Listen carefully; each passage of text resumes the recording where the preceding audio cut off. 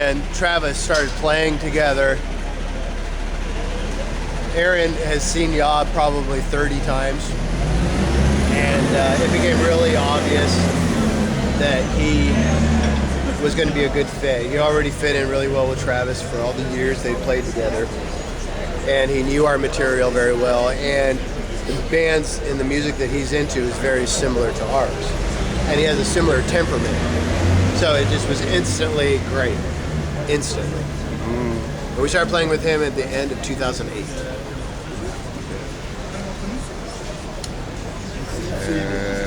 Next one. As an individual in YOB, what's the most difficult constraint to endure for you? In tours, maybe. Yeah, really time and money. I mean, I hate to say it, because there are really no limitations in creativity. There's no limitations in love for the music or love for the scene, or even in the moment being here. There's no limitations right here and now. But it's the time to be able to leave home and families, and the money to be able to pay our bills while we're gone. And that's really the only limitation. As far as us wanting to be out here, as far as this being something that's natural for us, I think anybody who's into doom metal knows that it's more than just something that they put on once in a while when they feel the mood. You know, it's very much a part of their life, and a deep-seated part of their life, and that for a lot of doom metal musicians, I think the way that they live is symbiotic. It's a part of their doom metal. And the various different flavors of doom arise from that, whether it be Wino's doom, or if it be Victor Griffin's doom, or Bobby Liebling's doom, or Lee Dorian's doom, or YOB's doom, or Kong's doom. It's rooted in where we are from, and how we live. And so I think that obviously, I don't think anybody in doom metal ever expects to make a living from this, or expects to become anything remotely like a rock star in the way other styles of music have. That being said, it costs money to buy plane tickets, it costs money to buy food, it costs money to pay for children, growing up, and so that's the only limitation. That's it, and it's sad that that's how it is, but I would like to think it makes it sweeter when it comes to going. And I'm also happy that, on the other hand, if time and money wasn't a limitation, we would also want to be very careful with our art. We don't want to be a band that you see every 4 months. That will hurt our art. We have to live lives, away from our music, and then bring that to our music so that the art is organic. Especially, it's not driven by the need to make money. It's not driven. Yes, it springs out of actual living, and so the art is pure. In your album Atma, in my opinion, shows particularly your large vocal register that evolved throughout the years. Yeah.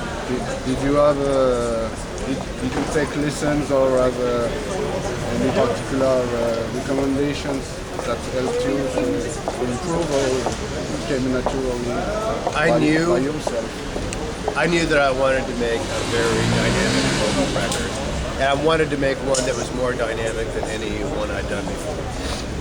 That was my goal. I'm not saying I achieved it, but that was my hope, was that I was able to hit my highest highs and my lowest lows, and a ton of different kinds of vocals, whispers and shrieks and growls and death roars and black metal shrieks and all different registers of clean singing, low register, mid register, high register, crazy high register.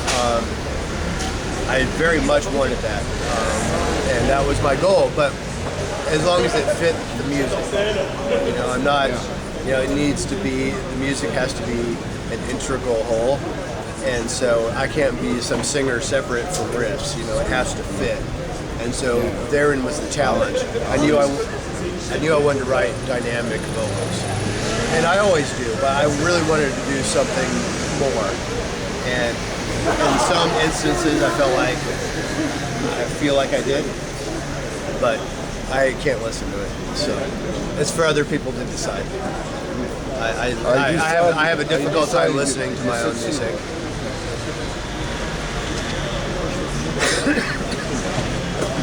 What is your contractual situations that was performed on your records? Will you sing twice before to look closely at a proposal from Yeah, label? we are free right now. We gave Profound Lore one option, which was Atma, and so we did Great Sensation and Atma, and right now we are completely free. And whether that be to self-produce and record our own stuff from here on out, or to entertain offers, that's all on the table. You know, I think that we've spent a lot of time being under contract. Profound Lore being the least offensive of the bunch. As far as that goes, Profound Lore is the very definition of artist friendly. So Chris his heart is in the right place, but his business sense is also in the right place. And that is very rare. Yeah, but both of those things exist. So we own our recordings for Profound Lore. First time ever in the history of YOB that we actually own our recordings. We own all the music. We can re-record anything we've done, but we've never owned the music recording. So, you know, we're in a very good place. And being that, you know, nobody's throwing rock star money at us, there's no point in us signing over our rights and publishing for 12,000 euros, you know, or 15,000 euros. It's just literally, it's like a loan shark at that point, you know, and obviously a bigger label can do things for you that maybe you can't do for yourself. But if you do grow big, it's like everyone else benefits first, and that's not the issue. The issue is it's not even that much money to begin with. So for us, it's like, you know, we should just stay on top of our own stuff, you know, and take care of our own music. And, I mean, obviously, if somebody like, you know, Nuclear Blast or somebody crazy shot us some amazing deal, of course we will look at it. You know, we'll look at any opportunity. That's been kind of the definition of our whole existence, is to not just shoot anything down based on some kind of idealism. You know, I mean, we're free of ideas about idealism. You know what I mean? We're not We're not punk rock to the point of saying fuck labels. We're also not greedy bastards either, and we're not out there looking for the best deal or for the most money. You know, we're just looking for what will make our art thrive. And there's no band that support can't help, but it has to be the right kind of support. Okay, thanks. When you came back 3 years ago, 3-4 years ago, after a break of several years, yes. Which objective did you fix for the band? Did you want to achieve something that you didn't during the early years? Or no, it was just a need? You know, honestly, you know, going through the lawsuit for the band that I cannot name in public, under film, or I can't say the name. But I think at the time, just making a YOB record sounded like a lot of fun, because the name that shall not be named at that time was not a lot of fun. We were going through a lot of hard times, and so really, any of our objectives always start from the best record we can record. So whether our objective would be to, all right, now we're going to tour the world, or we're going to do 3 shows. It starts with the best music we can possibly write. And so that was really the objective. As far as it ending up in us doing a lot more, or our popularity growing, those weren't really things we thought about, and we were actually quite shocked to find out that the band had grown so much in our absence. And so more opportunities came than kind of ever before, and we just had to look at all of them again, and from the art standpoint, just decide what was the best for us. And we stepped up and have done a lot of things that we've never done before, but all things that were very a lot of fun, and that was like the most important thing, because the money isn't enough to change our lives. So we have to be able to connect with our fans and our friends, and that has to be in an environment that's heartfelt and sincere. We need to be able to make enough money just to pay for it, and we need to make sure that the art is undamaged in doing so. So in other words, to get money from the United States Marines, that wouldn't be artistically where we want to go, for example. But things like that have been available to us. So it's a matter of just looking at each opportunity and deciding what's best. But to do a full U.S. tour, a full European tour, to do all these flyouts that we've been doing, we never planned it. No. That arose naturally from the record.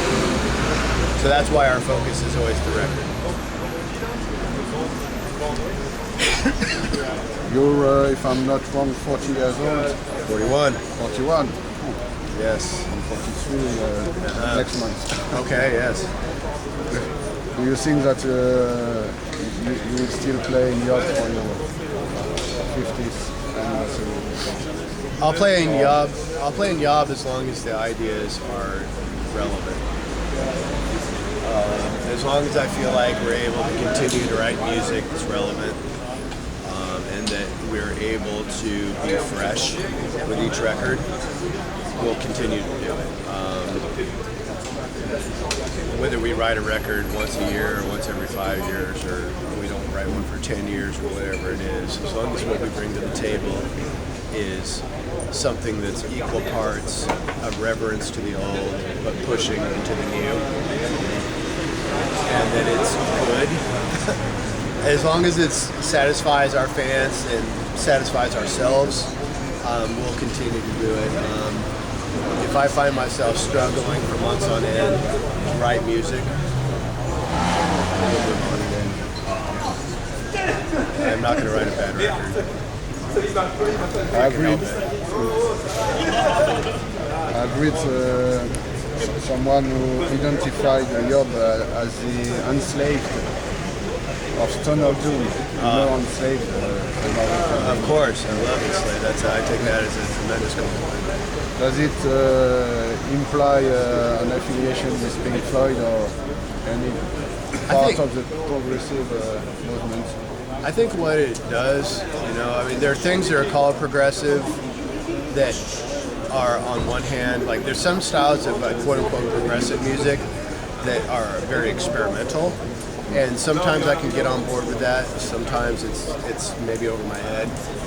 Sometimes there are things that are called progressive that really are just allowing other elements to become a part of the whole. To take doom metal and then infuse maybe some jazz. Then it becomes progressive. Or you take doom metal and allow some black metal to come in. Then maybe it's like a blackened doom, and it takes on a flavor that maybe didn't exist before.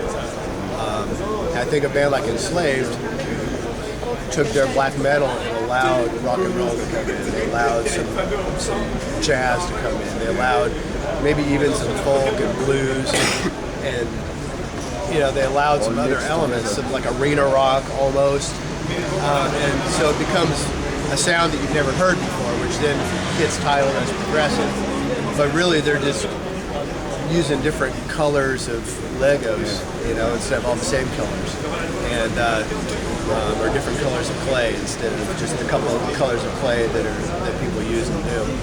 And so I feel like YOB has always been that. In the early days, we were just ripping off Sleep and Electric Wizard. Like on our demo in particular, there was nothing about it that was original at all, except that we did it well. But according to enough people, that it's like, okay, we did that okay. But as far as right here and right now, Yes, Pink Floyd, King Crimson, yes, Rush, later Led Zeppelin,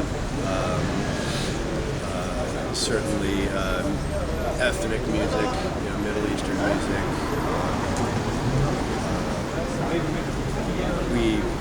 And then just other genres of music in general. I mean, death metal, black metal.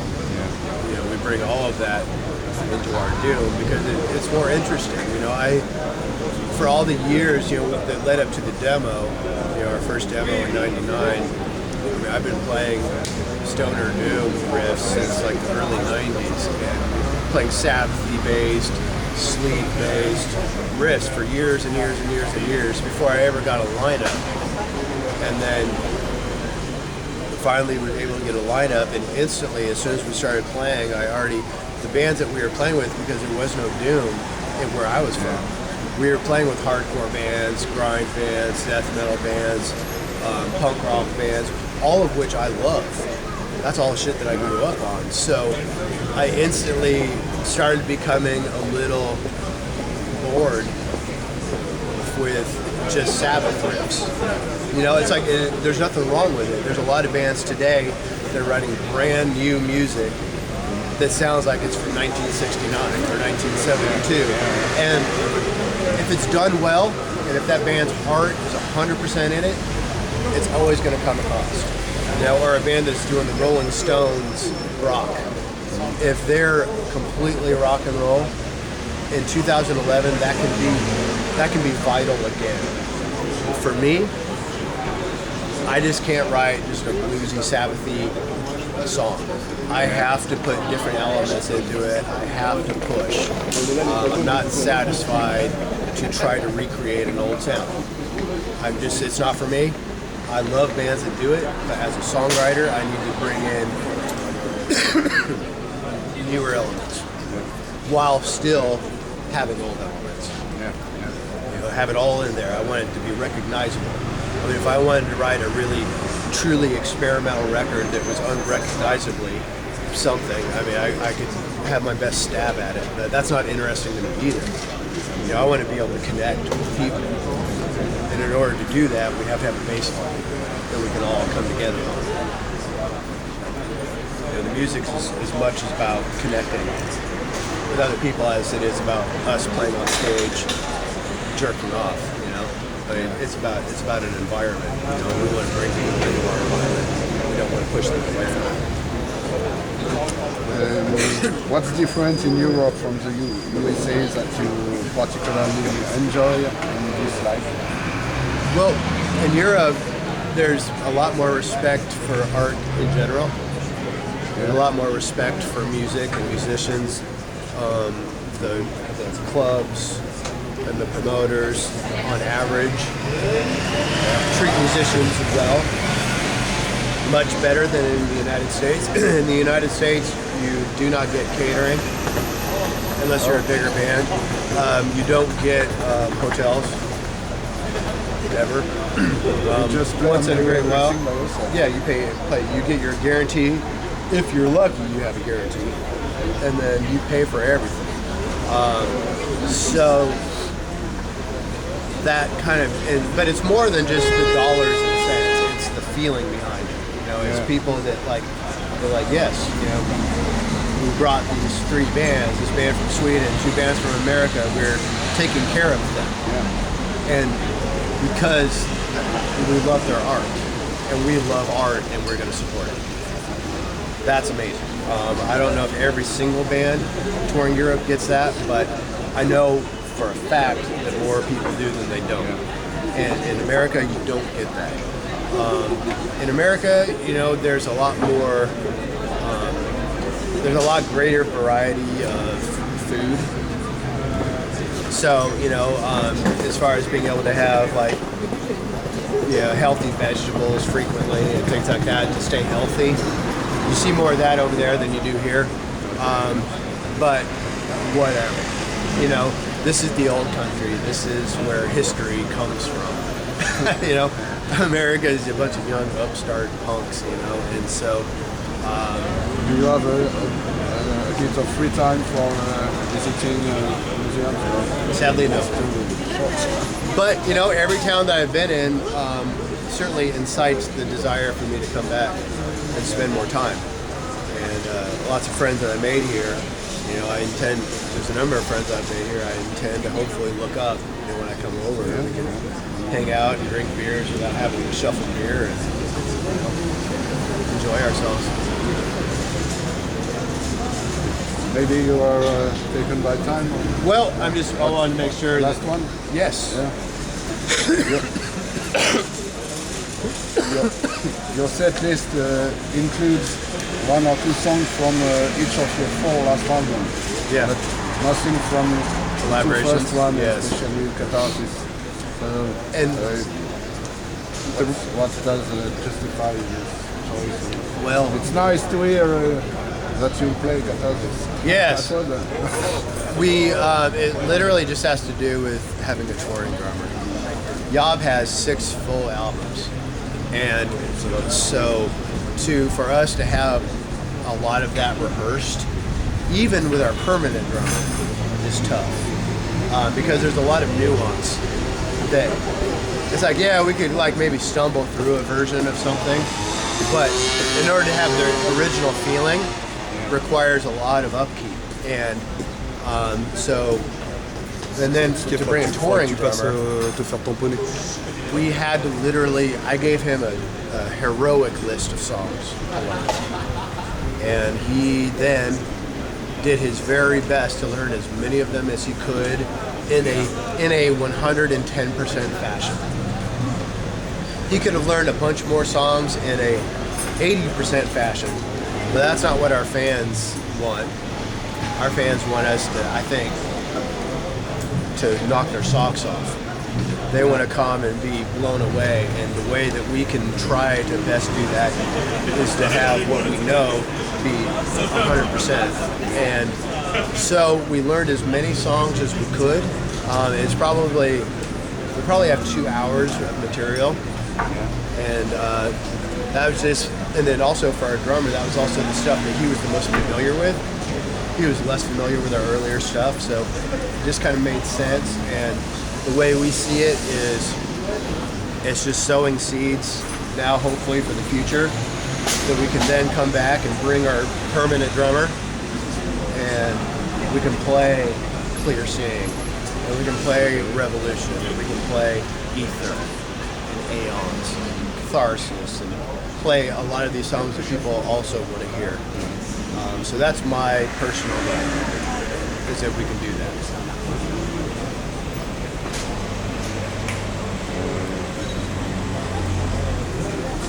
Yeah, last one. Okay.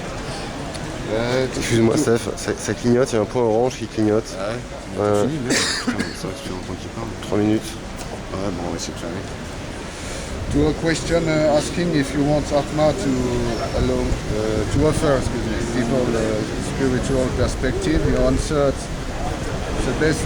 You told it some minutes ago. The best scenario for us is to be in a venue where YOB is playing, where we can all contact. Yes. To me, Is there some signs that show you if you succeed in that quest, or it's just personal feelings?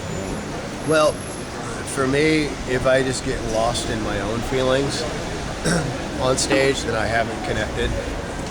If I'm just lost in myself, playing my instrument and singing my voice and nobody else matters, or if I take on the viewpoint that I'm entertaining, then that's not the goal. That's not, to me, that's not special. To me, any band that has any kind of delusion of grandeur or ego or maybe insecurity about feeling like they have to play really hard to overcompensate fear or whatever it is, you know, which is all, some people love to go see that, you know, as part of the appeal of David Lee Roth, right? You know, the appeal of Axl Rose is to see this giant personality that you can never connect with. for me, that's not interesting in a global perspective or in a cosmic perspective. And to talk about it too much starts sounding very cheesy. It starts sounding very silly, kind of. But what I can say is the root is, I feel like if I can feel the room from the strings that I'm picking all the way to the back, if I can feel that, and I can feel the enthusiasm and the energy, then we are doing something right. And that all of us there, whatever clothes we were wearing when we came in, whatever good things or bad things that happened before we walked in the door, whatever our names are, if we can forget that for a while, then we've done our job. Okay. Oh, thank you. Thank you, Mike. Hey, man. Very interesting. Stefan, thank you. Thank you. Of course. And,